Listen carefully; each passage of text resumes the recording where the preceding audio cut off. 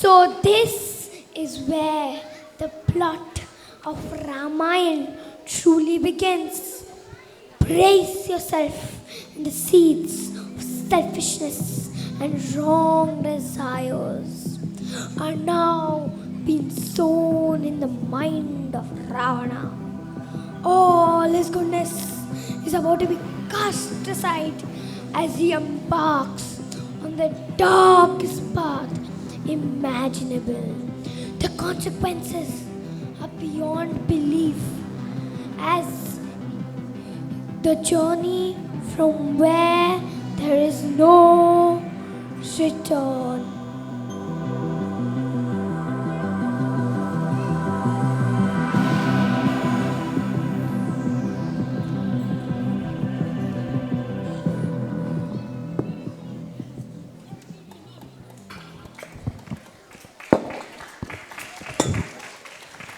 The journey with no return.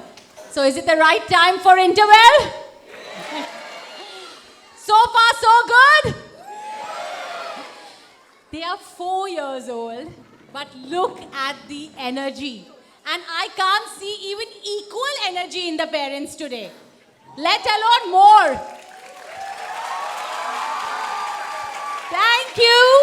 And as we break for a teeny-mini interval, before that, please put your hands together for the fabulous VIP line that I have today. Miss Matthias, Principal of Queen Mary School.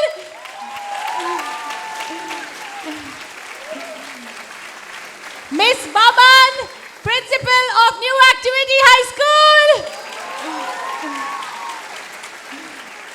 And of course, our handsome man is here. It's the right time to say a few words, sir.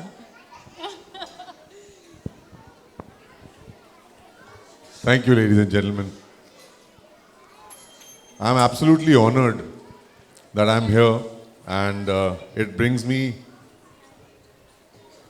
to an era of Ramayana, and believe me, there's a lot to learn from these kids.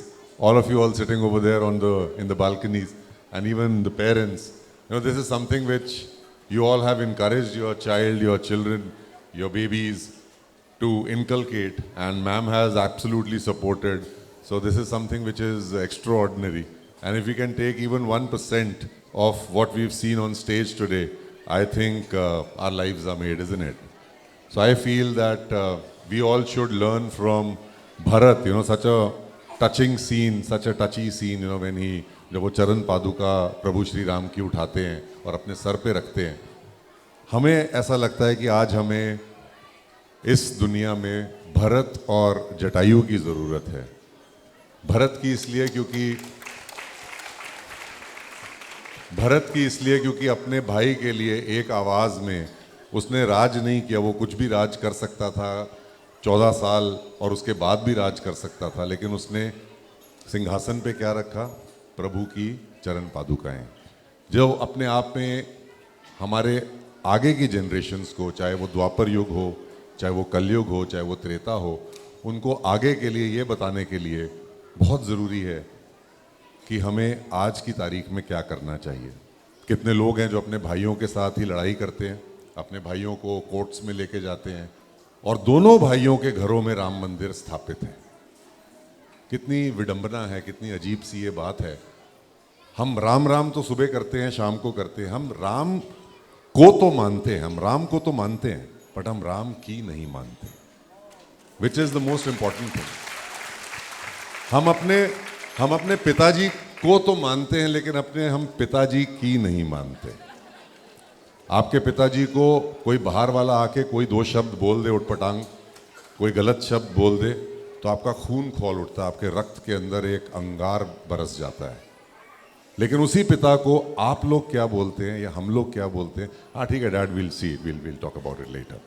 यही बाहर वाला बोल दे तो हम उसके लिए जान लेने के लिए उतारू हो जाते हैं।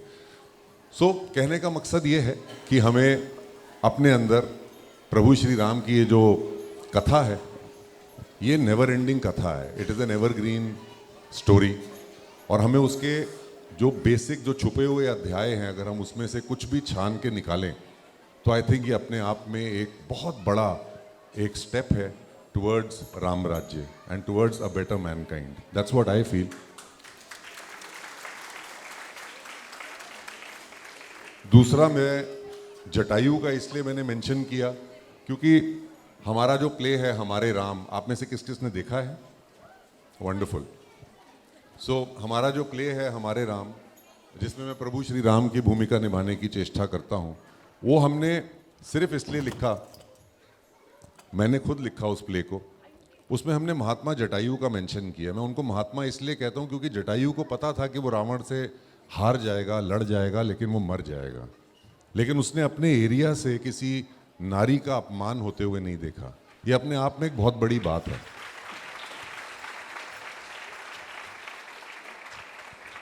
उसको कोई डाउट नहीं था कि वो मरने वाला है, उसको ये यकीन था कि वो मरेगा। उसको वो यकीन था कि मैं रावण से अनमैच्ड हूँ, I can't match his powers, but at the same time he said कि यहाँ से तू किसी औरत को नहीं ले जा पाएगा, मेरे एरिया से, मेरी जान के ऊपर से ले जा सकता है। वही चीज़ अगर दिल्ली में 16 दिसंबर 2012 को हुई होती तो आज वो निर्भया कांड ना होता। और हमें जटायु बनना है, हम प्रभु राम बनने की कोशिश करते हैं। वो तो अपने आप में एक असीम, एक विधाता हैं, एक सृष्टि रचेता हैं। अगर हम एक अंश जटायु का भी ले लें अपने इस जीवन में, तो मुझे लगता है मॉलेस्टेशन, रेप्स या ईव टीजिंग खत्म हो जाएगी, मुझे ऐसा लगता है। और अगर हम एक अंश भरत का ले लें अपने ज़िंदगी में, अपने जीवन में, तो मुझे ऐसा लगता है कि आधे से ज़्यादा केसेस जो कोर्ट्स में चल रहे हैं, जो 3.5 लाख, कितने 80 लाख केसेस जो पेंडिंग हैं कोर्ट्स में, वो सारे के सारे, उसमें से आधे से ज़्यादा तो ख़त्म हो जाएंगे, ऐसा मेरा मानना है और यकीन है। और बाकी के ख़त्म हो जाएंगे जो अगर हम जटायु बन जाते हैं। नारी का सम्मान, नारी का सम्मान इस प्ले का सबसे बड़ा मोटिव था। हमें से बहुत लोगों को ये नहीं पता होगा, हमें से बहुत लोगों को ये नहीं पता होगा कि प्रभु श्री राम ने बहुपत्नी प्रथा को ख़त्म किया था। बहुपत्नी प्रथा अगर आज होती तो एक आदमी की 10-10 बीवियां होती, या 15 या 20 भी हो सकती थी। प्रभु ने उसको ख़त्म किया, अपने युग में ही ख़त्म किया, सीता स्वयंवर में ख़त्म किया। मैं 2 मिनट और लूँगा, उसके बाद आप बहुत अच्छी सी ये जो कथा चल रही है उसको देखिए। प्रभु बोलते हैं सीता माता को कि हे विश्व विमोहिनी वैदही, सौंदर्य अलौकिक छवि ललाम, कर लिया वरण मेरा सीते, हो गया धरा पर धन्य राम। जो धर्म सनातन का पथ है उस मार्ग चरण धरते हैं हम, धर्मानुसार एक दूजे का सब सुनो वर्ण करते हैं हम। सीते, मैं सूर्यवंश और रघुकुल की मर्यादा का संवाहक हूँ, मैं पिछली परंपराओं में जो उचित उन्हीं का गाहक हूँ। गौ, विप्र, धर्म और न्याय हेतु संकल्प हृदय में धरता हूँ, मैं दशरथ नंदन राम आज ये सत्य प्रतिज्ञा करता हूँ। हर कुल में आज तक बहुपत्नी प्रथा चली आई, अर्धांगिनी कहलाने वाली नारी पूर्ण सम्मान नहीं पाई। इस बिगड़ी हुई व्यवस्था को हे सीते आज सुधारूंगा, मैं अपनी अंतिम सांसों तक एक पत्नी व्रत धारूंगा।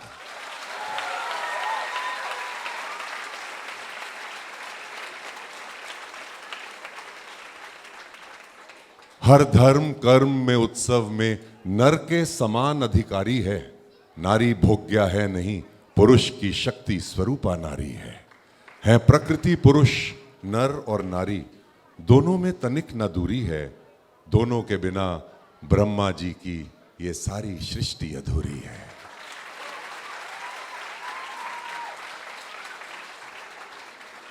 नारी, नारी सौभाग्य पुरुष का है, ये वस्तु नहीं है, जीवन है। माता, सहोदरा, पुत्री, पत्नी, यही तो जीवन का धन है। लेकिन फिर भी स्त्री के स्वाभिमान पर ही कुछ पुरुषों का कुटिल वार क्यों है? नारी को अपमानित करता पुरुषोचित अहंकार क्यों है? अब सुनिएगा प्रभु क्या कहते हैं। 10 नारी रखे पुरुष तो मान बहुत बढ़ जाता है, पर पराया पुरुष देख भी ले नारी फिर पारा क्यों चढ़ जाता है? संबंधों की इस धारा में सबको समान बहना होगा, पतिव्रता चाहने वालों को पत्नी व्रत में रहना होगा।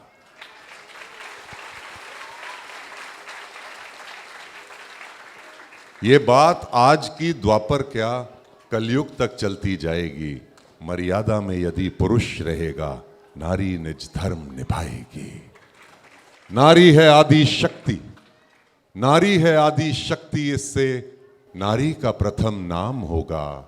होगी ना राम के बाद सिया, अब से केवल सिया राम होगा।